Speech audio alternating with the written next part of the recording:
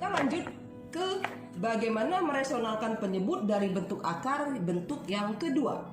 Jadi di video sebelumnya, di video satunya tadi Ibu telah menyatakan ada 3 bentuk penyebut akar yang harus kita rasionalkan secara umum ya. Ada banyak sebenarnya, tapi ini secara umumnya. Secara umumnya adalah berbentuk A per B tambah atau kurang dari akar C. Jadi maksudnya pecahannya itu berbentuk A per masih dalam bentuk penjumlahan dari bilangan bulat dan bentuk akar. Entah itu dalam hal ini operasi aritmetik, entah itu jumlah, entah itu kurang. Jadi bagaimana bentuknya? Kita ambil yang jumlah. Kita tahu bahwa ini adalah sekawan kata Ibu tadi ya. Jadi kalau dia A plus akar C, maka sekawannya adalah B min akar C. Sebaliknya begitu. Kalau B min akar C, maka sekawannya adalah B plus akar C. Jadi hanya berubah tanda saja. Oke, baik. Kita akan mencontohkan yang penjumlahannya. A per B plus akar C. Bagaimana merasionalkannya? Maka kita kalikan dengan sekawannya. Ingat, yang dikalikan dengan sekawannya. Ini soal dari awal kita tulis, lalu kalikan sekawan dari penyebutnya. Berarti B min akar C. Yang ini juga B min akar C. Oke, sampai di sini.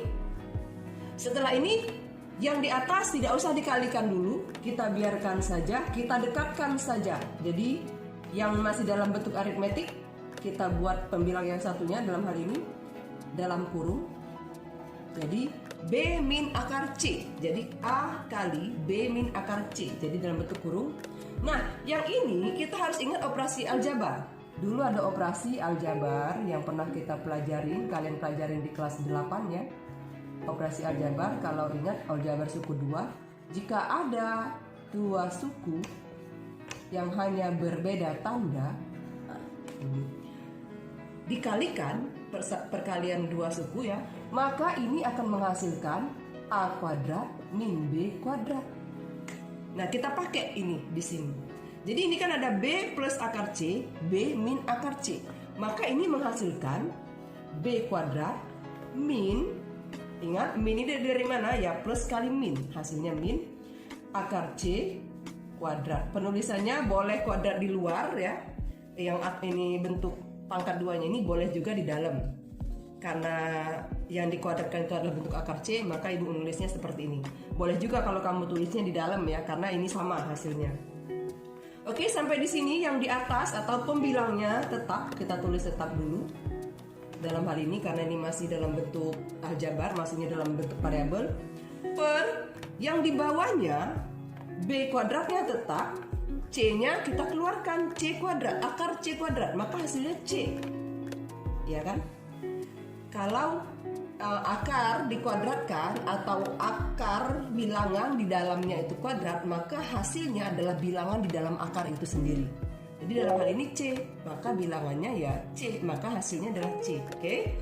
Jadi ini adalah hasil akhirnya. Kita lihat contoh dalam angka agar lebih nyata dan lebih dimengerti ya. Oke, Ibu akan memberikan 2 contoh. Contoh 1. Misalnya ada dalam hal ini 3 per 2 ditambah, Ibu belum membahas, tidak membahas yang minusnya ya. Sebenarnya sama saja. Kalau yang minus di atasnya jadi positif. Nah, ini yang negatifnya. Atau Ibu tukar saja dulu ya. Ibu pembahasan dulu yang bentuk negatifnya. Oke, kalau ini Ibu anggap pembahasan pertama, yang kedua. Kalau ini tadi positif, sekarang yang negatif. Daripada nanti kamu makin puyeng kalau ketemu soal yang. Nah, lihat, ini kalikan dengan sekawannya juga. Kalau B min C, B akar C, maka ini jadi B plus akar C per B plus akar C. Oke. Sampai sini, yang di atas dekatkan saja. Pendekatan itu artinya perkalian. Dalam ini A buka kurung B plus akar C, sehingga menjadi ini sama. Hanya sama persis ya, kalau perkalian penyebutnya sama, B kuadrat min C. Langsung saja kita buat B kuadrat min C. Kenapa B kuadrat min C? Ya akar C kuadrat itu C. Kalau misalnya akar 2, ya 2 berarti. Jadi akar 2 kuadrat berarti 2 hasilnya. Jadi itu ya. Oke, sampai sini cukup dulu. Kita masuk ke contoh soal. Kita langsung ringkas saja nanti. Dalam hal ini contoh ya.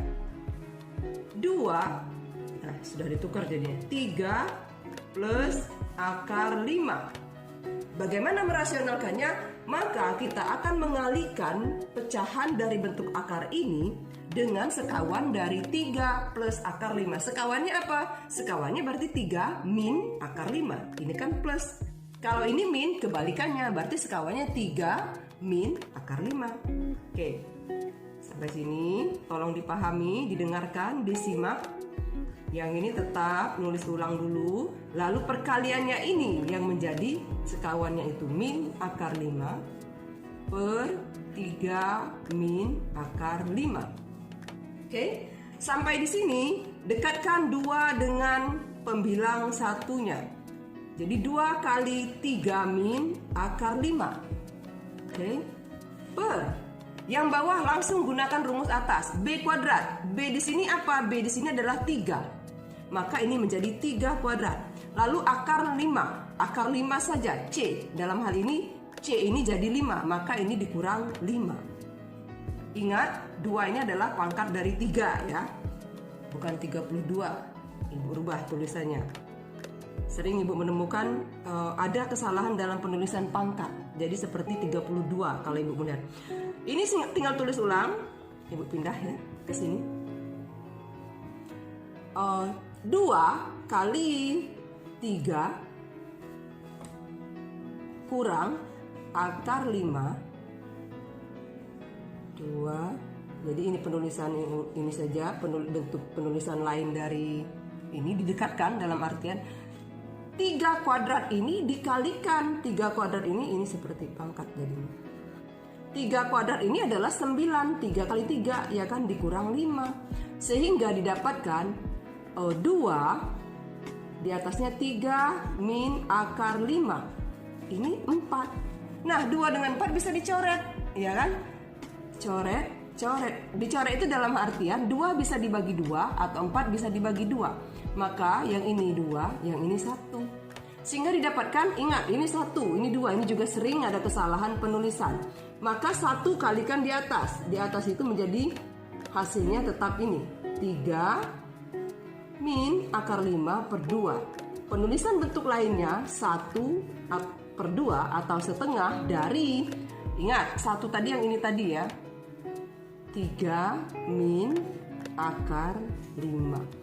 Nah, ini adalah hasil dari merasionalkan bentuk akar pecahan bentuk akar dari 2 per 3 plus akar 5. Hasilnya adalah setengah kali 3 min akar 5. Itulah bentuk rasional dari 2 per 3 plus akar 5. Sampai di sini cukup dulu, nanti Ibu berikan contoh yang kedua ya.